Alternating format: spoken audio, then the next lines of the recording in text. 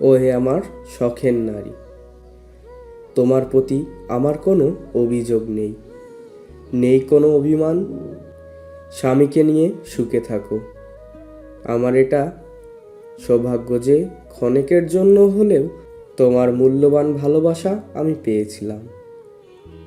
নিয়তি হয়তো আমাদের এক হতে দিল না, তাতে আমাদের কোনো আফসোস নেই। এই যেমনে তুমি আপন হলে, না পারলেও যেমনে তোমার অপেক্ষায় থাকবো।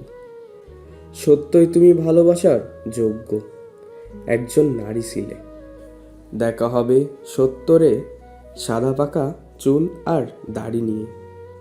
অপলক দৃশ্যতে আবার তাকিয়ে রইব, যেমনটা তাকিয়েছিলাম ঠিক 18তে।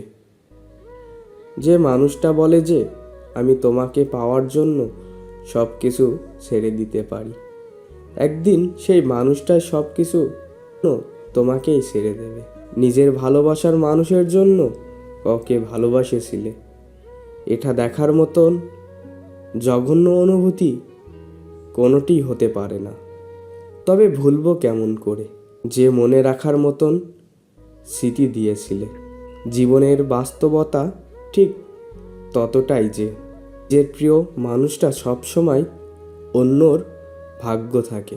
তুমি চলে যাওয়ার পর আমি না অনেকটাই বদলে গেছি।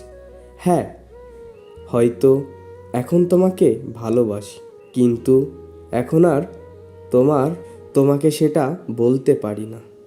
এখন অনেক অভিমান হয় তোমার উপর, কিন্তু এখন আর সেই অভিমানগুলো তোমার ধারা ভাঙতে চাই না। সত্যই বলতে এখন তোমার সাথে কথা বলতে ইচ্ছে করে, কিন্তু ইচ্ছেগুলো নিজের মধ্যেই ফেলতে শিখে গেছি।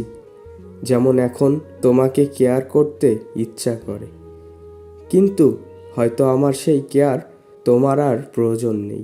জানো, এখন মনের মধ্যে একটা অজানা কষ্ট উকি দেয় সব সময়, কিন্তু সেই কষ্টটা এখন আর কাউকে না বলে নিজের মধ্যে রেখে হাসতে শিখে গেছি। আমি তোমাকে হারিয়েও ভালোবাসি। আমি চাই মৃত্যু না হওয়া পর্যন্ত আমি তোমাকে ভালোবাসব।